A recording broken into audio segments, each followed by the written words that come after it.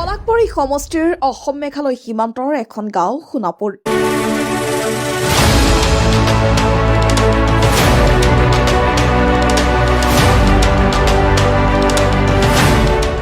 চান্দুবি বিলৰ কাষৰ ইয়াৰ গাঁওখনত গাৰো জনগোষ্ঠীৰ প্ৰায় ৪৫টা পৰিয়ালে বসবাস কৰে। গাঁওখনৰ বাসিন্দাসকলে ধান খেতি আৰু উদ্যান শস্যৰে জীৱিকা নিৰ্বাহ কৰে। বাৰহৈগাঁও গীৰ্জাঘৰৰ পৰা পূব দিশৰ প্ৰায় ২০০ মিটাৰ দৈৰ্ঘ্যৰ ব্লক নিৰ্মিত পথটো শেষ হৈছে। ইয়াৰ পৰা আৰম্ভ হৈছে সোণাপুৰ গাঁওখন। সোণাপুৰত গাৰো মাধ্যমৰ এখন চৰকাৰী প্ৰাথমিক বিদ্যালয় আৰু বিজুলী সংযোগ ব্যৱস্থা আছিল গাঁওখনৰ চৰকাৰী উন্নয়ন। আপোনাৰ সন্তানৰ বাবে নিৰ্ভৰযোগ্য ইংৰাজী মাধ্যমৰ শিক্ষা প্ৰতিষ্ঠান বকৰ মৌমানস্থিত South Point School Boko. Admission going on free nursery to class 5. Contact 8822628086 or 8099745544. গাঁওখনৰ কোনোৱে উজ্জ্বলা অৰুণোদয় আঁচনি ধন লাভ কৰিছে। সুলভ মূল্যৰ ৰেচন এটা পৰিয়ালত ২-এজন ব্যক্তিহে লাভ কৰিবলৈ সক্ষম হৈছে। পাই আছে না ৰেচনটো পাই আছে একজনৰ কাৰণে। পৰিয়াল কেইজন আছে? পৰিয়াল আমি 10জন আছে। পৰিয়ালত 10জন মানুহ আছে। পৰিয়ালত 10জন মানুহ আছে। আৰু ৰেচন কিমান জনৰ পায়? ৰেচন একজনৰ পায়। মই অৰুণোদয় পাই আছো। এতিয়াও পাই আছে না? কিমানটা কিস্তি পালে? কিস্তি মানে প্ৰথমত যেনেকৈ দিয়া নেকি পাই আছে আৰু।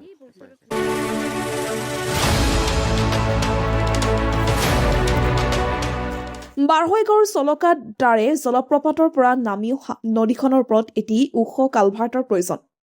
এই নদীখনৰ পৰা গাঁওখনলৈ যোৱা কেঁচা পথটোৰ দূৰত্ব প্ৰায় 1 কিলোমিটাৰ। পাহাৰীয়া অতি দুৰ্গম পথটোৰ ওপৰত আজিলৈকে কোনো চৰকাৰী উন্নয়ন ঘটা নাই। বকুৰ ৰেক্সিয়াত নতুনকৈ Dikshita sweets and bakery, Dikshita restaurant, Dikshita ভোজনালয় আৰু দীক্ষিতা মাৰ্টৰ একেলগে সংযোজন বকুৰ আকচিয়া।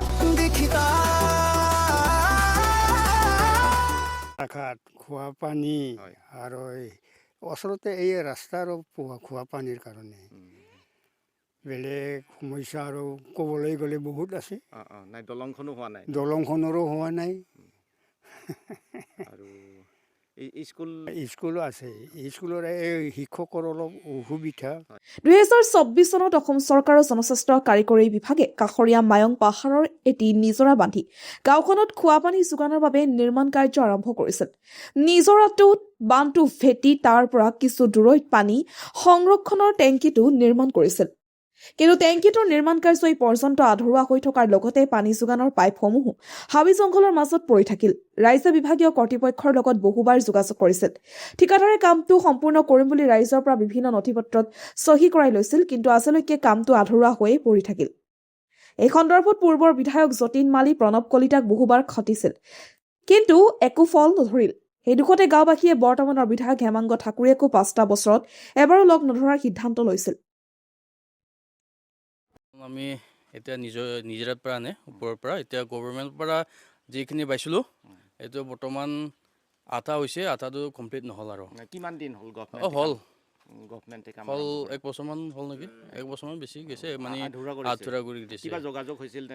কামটো কিয় আধৰুৱা কৰিছে? কামটো কিয় আধৰুৱা কৰিছে মানে সিহঁতে ডকুমেণ্ট কাৰ্ড বিচাৰিলোঁ।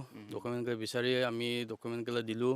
দিয়াৰ পিছত মানুহমখা আৰু সিহঁতে লৈ গৈছে, লৈ কিনি তাতে ডিপজিট পাই ছাবমিট কৰিছে।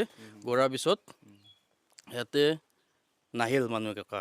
সিহঁতক সুধিলোঁ তহঁতৰ কি হ'ল, ডেম গেলা কি কৰিল, এইটো কমপ্লিট হ'ব নহ'বলৈ গ'লে সিহঁতৰ হোৱা নাই, এই চৰকাৰৰ পৰা টকা পইচা দিয়া নাই, এইটো হোৱা নাই বুলি কৈ কিনি এনেকৈ থ'ল। এতিয়া মানে কিমান টকাৰ মানে প্ৰজেক্ট আছিল সেইটো কিবা গম পাইছিল?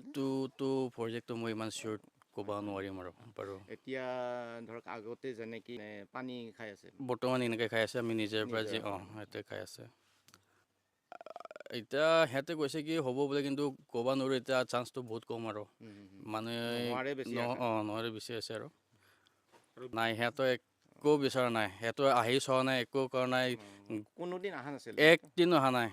সিহঁতৰ যিদিনা MLA পাইছে সিহঁতৰ একদিনো অহা নাই, ৰাস্তা চোৱা নাই, কেনেকৈ চলি আছে, কেনেকৈ যাব লাগে, কেনেকৈ গাঁওগেলা কেনেকৈ ডেভেলপ হোৱা নাই, এই নেটৱৰ্ক গেলা এতিয়া ঠিক হোৱা নাই। নেটৱৰ্ক গেলা টাৱাৰ এটা এইটো 4G হোৱা নাই এতিয়ালৈকে, 2G চলি আছে। বাকী ৰাস্তা মাখা চব বেয়া আৰু ফেচন এতিয়া বেমাৰ চেমাৰ হ'লেও যাব অসুবিধা, গাড়ী চাড়ী চলাব নোৱাৰে।